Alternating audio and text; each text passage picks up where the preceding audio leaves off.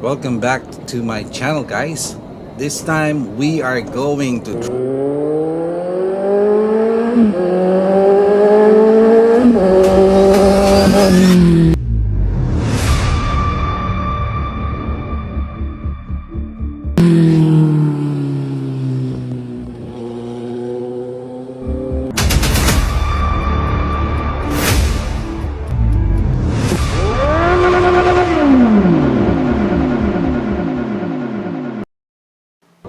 So welcome back nga, guys. At this time, as I mentioned, we are going to travel to Japan,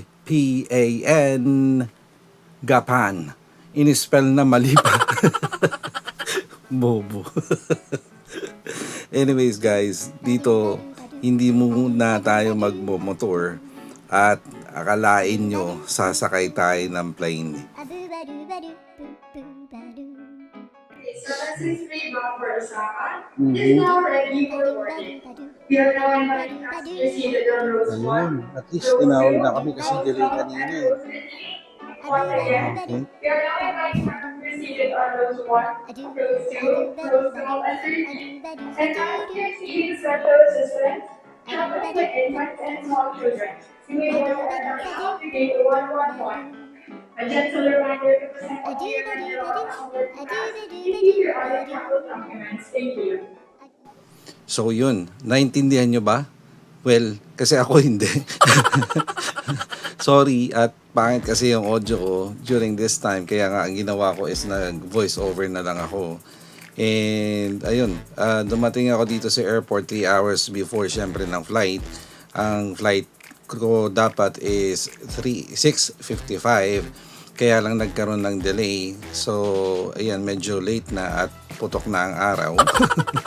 Well, okay lang. At least mahaba pa yung allowance at siguradong hindi na late yung iba na syempre magta-travel din sa Japan.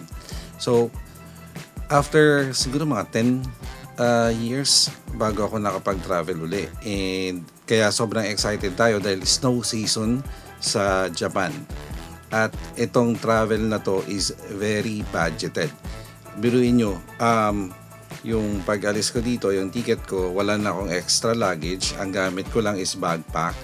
Tapos yung allowed kg lang, which is 7 kg.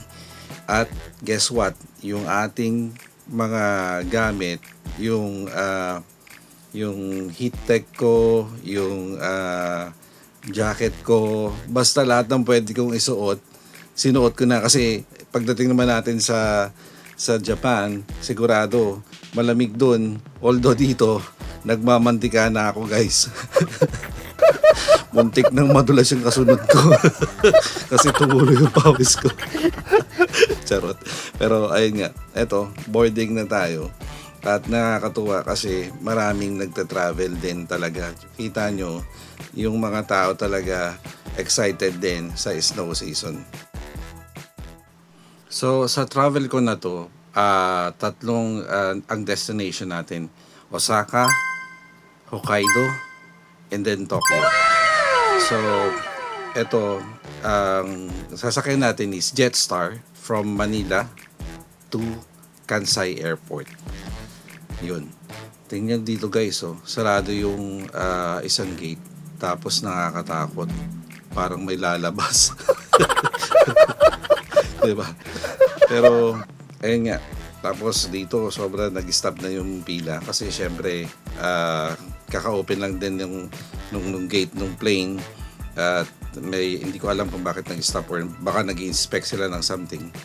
Tapos nakapila ka dito no, ang haba. Pagdating mo do sa dulo, ano pala, bus pala. Mali yung pinilaan mo. Diba? Pero nakakatuwa lang kasi yung mga ibang Pilipino dito is bumabati din. Medyo iba rin na medyo may, alam mo yun, snob. Pero alam mo naman natin yan eh, na hindi naman lahat ng tao is mapiplease mo. Yan, at last, nakapasok na tayo sa loob ng plane. And yun nga, wala kasi tayong check-in luggage, kaya yung backpack ko lang yung dala ko. Yan. And naghahanap lang tayo or hinahanap lang natin yung seat na natin. So may seat number kasi syempre. And nga pala guys, hindi na rin ako nag-reserve dito. So kahit saang vacant na lang, okay na sa akin. Kasi may additional charges pa pag nag-reserve seat ka. So syempre, budgeted nga tong ating travel, kaya as much as possible, dun tayo sa makakasave. Diba? Yun. Pero sana ginawa na lang nila parang trip to Jerusalem. May music, tapos pag uminto, kung sino mauna doon sa seat, doon na siya. Pwede ba yun? Sira ulo lang. Siya nga pala guys, sa dulo ng video natin ito, I mean yung episode natin ng trip to Japan, after that, i-discuss ko sa inyo yung mga nagastos ko sa plane, sa visa, yun, sa hotel, para may idea din kayo. Kasi sobrang budgeted talaga itong trip ko na ito. 12 seconds later. O diba ang bilis? Parang drag race lang.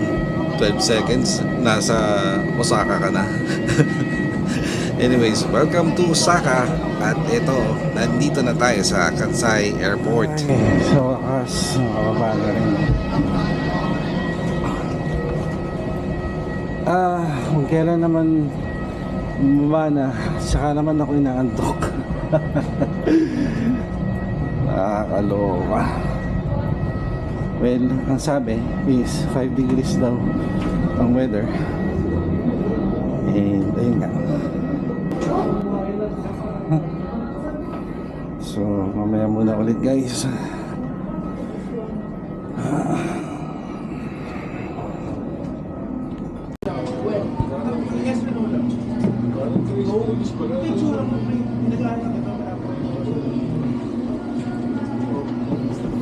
At dahil nga malayo yung main airport, so kailangan mong sumakay pa ng train. Imagine, ang galing. May train sila sa loob ng airport. Nice, diba?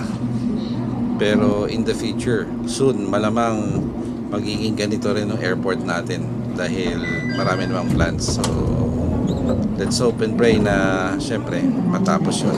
Although alam natin na matagal pa para mangyari yun.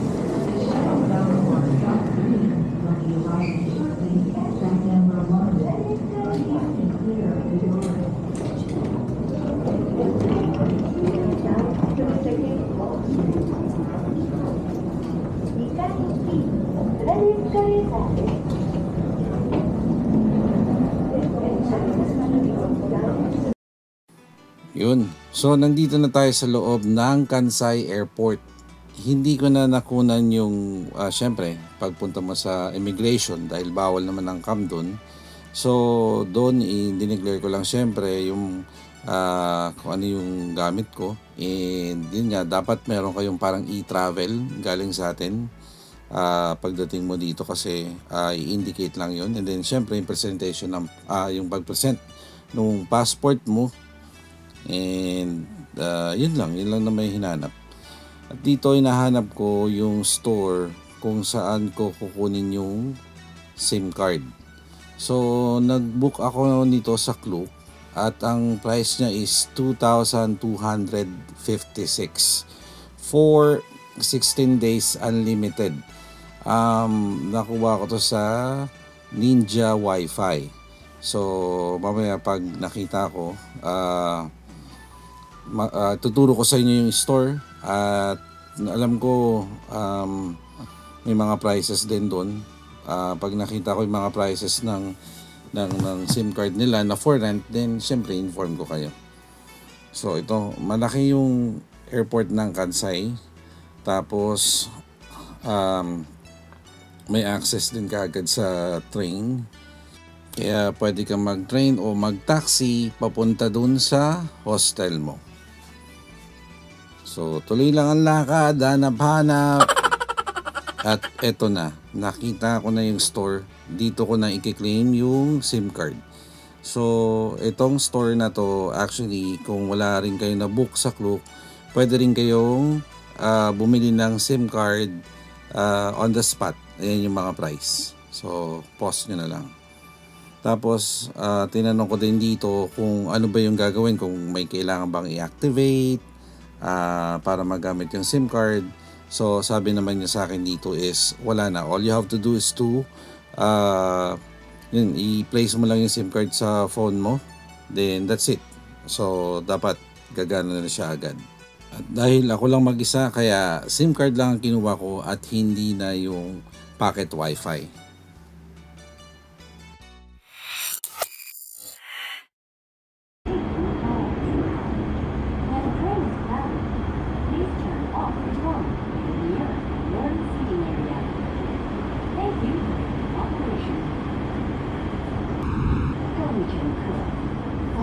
Ayun, welcome to Japan! At ito na nga guys, nasa loob na tayo ng train. Pero di na ako nakapag-video dun sa loob ng airport. Dun sa pagbili ko ng ticket, anong train yung sasakyan ko, saang platform ako dapat sumakay. Kasi nga, first time ko. So, kahit na may English translation naman dun guys, makikita nyo, medyo nakakalito pa rin. Kasi hindi mo alam kung saan nakapwesto yung mga, yun nga, yung bilihan ng ticket, tapos yung platform. Kaya kailangan mo lang kahit pa paano mag-concentrate muna. At sa tulong ni Google, syempre Google Translate, Google Map, ayan, so na-browse ko or nahanap ko kung paano pumunta dun sa hostel ko. At ito, nakasakay na tayo ng train from the airport going to Namba Station. Medyo malayo din kasi ang airport kasi nga nasa parang labas sila ng city. Tingnan niyo yung platform ng train dito.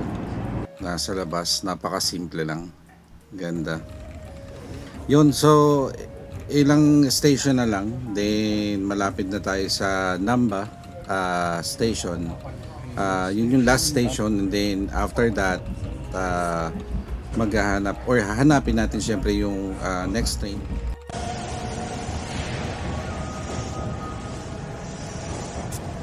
At nandito na nga tayo sa Namba Station. So, ayan, yung train na sinakyan ko, ganyan din yung itsura niya. Tapos, from airport, bali 5 stops, yun, yung 5 station yung dinaanan bago dumating dito sa Namba Station. Tapos, dito sa Namba Station, dito rin ako magta-transfer ng train at kailangan kong hanapin yung Midosoji line. So, ayan, nakita nyo dito, nagtitingin ako sa map, pero naguguluhan din ako. Hindi ko pa ma-identify kung saan yun yung station or yung train or yung platform. Daming sinabi. Walang tumama. So, yung platform para sa Midosoji line. Kaya naisip ko na, teka, masyadong nalito ako. Tapos na-excite din ako. Sabi ko, labas nga muna ako para makita ko yung area, yung city ng, yun nga, ng Namba. Kung ano ba yung itsura ng mga building sa Japan. Though, syempre, nakikita naman natin sa mga video at vlog yan. Pero iba kasi yung personal na ikaw na yung makakakita. At ayan, diretso lang yung lakad ko dahil doon medyo may nakakita na akong liwanag. Pero hindi yan dahil sa madededo ka. Kasi exit na yun, kaya may liwanag. Yun, nililinaw ko lang mga guys. Baka kasi mamisinterpret nyo.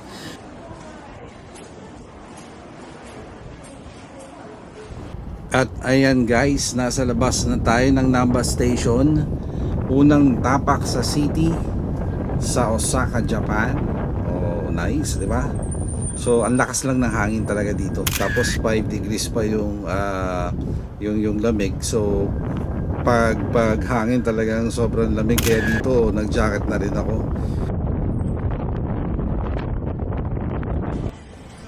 At dahil malakas ang hangin sa labas, nakita ko tong market na to, pumasok muna ako dito para, alam mo yun, mabawasan yung konting lamig. Kasi first time mo dito, tapos ganun yung weather, so hindi pa nakakapag-adjust yung katawan ko. Pero Soon syempre siguro magagamay or ma-adapt na rin yun ng ng katawan ko yung lamig, 'di ba?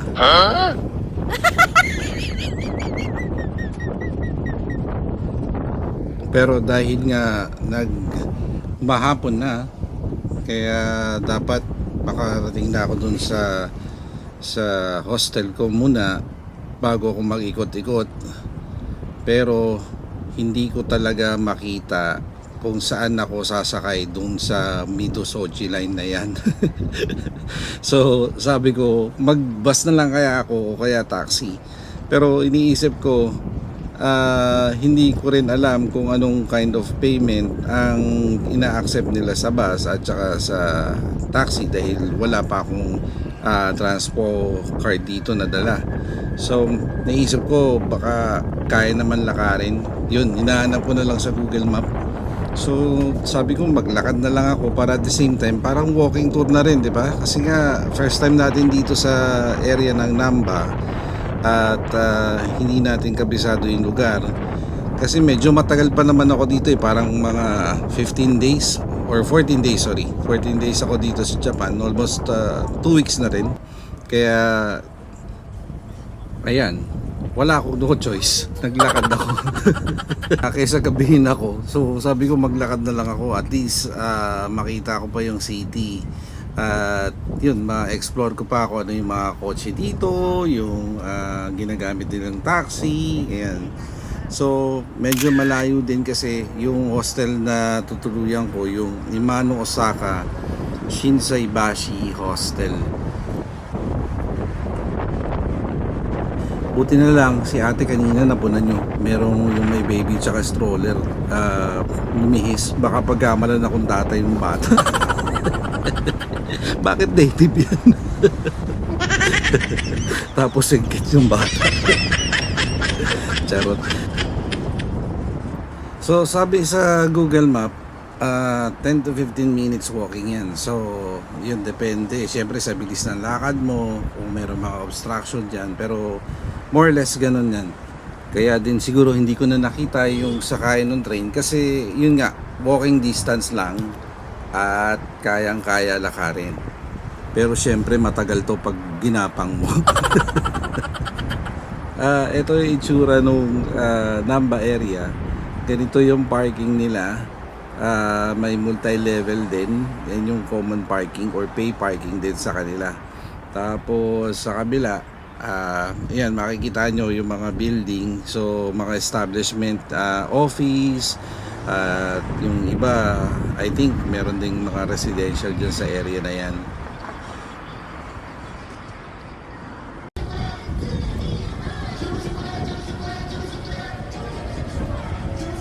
Narinig nyo ba yun guys? Ang lakas ng sounds, di ba? Muntik na akong mapasayaw. Charot. Pero ayun nga, ang lakas ng sound system ng truck. Kasi mamaya makikita nyo kung gaano kalaki yung truck. Tapos hindi ko alam kung anong ina-advertise niya. Kasi naka-Japanese din yung writings. Pero nag-iikot siya dito sa parang buong Namba City siguro. Tapos una kong napansin dito sa Japan, disiplinado mga tao. So kung saan yung pedestrian, doon talaga sila tumatawid. Kahit anong shape pa yan, pa-triangle, circle, octagon. Siyempre joke lang. Yun, nakikita mo, doon lang talaga sila tumatawid. Wala nang iba. Hindi katulad dito sa atin labo-labo kung saan pwede tumawid, tatawid. Ito yung truck.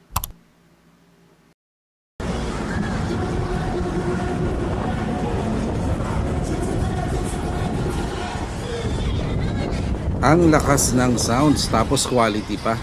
Very nice talaga. Eto guys, makita nyo parang wala akong dala. Kasi ang dala ko lang is backpack at isang parang swing or sling bag. Yun lang talaga. Wala na akong ibang gamit. Para tipid.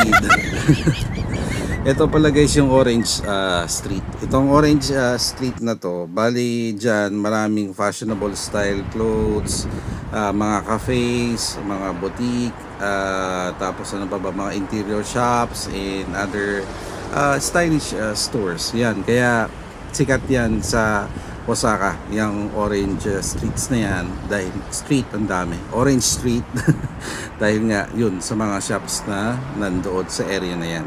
Pero hindi natin pupuntahan ngayon kasi nga yun, maggagabi na at kailangan ko pang mahanap yung hostel na tutuluyan ko.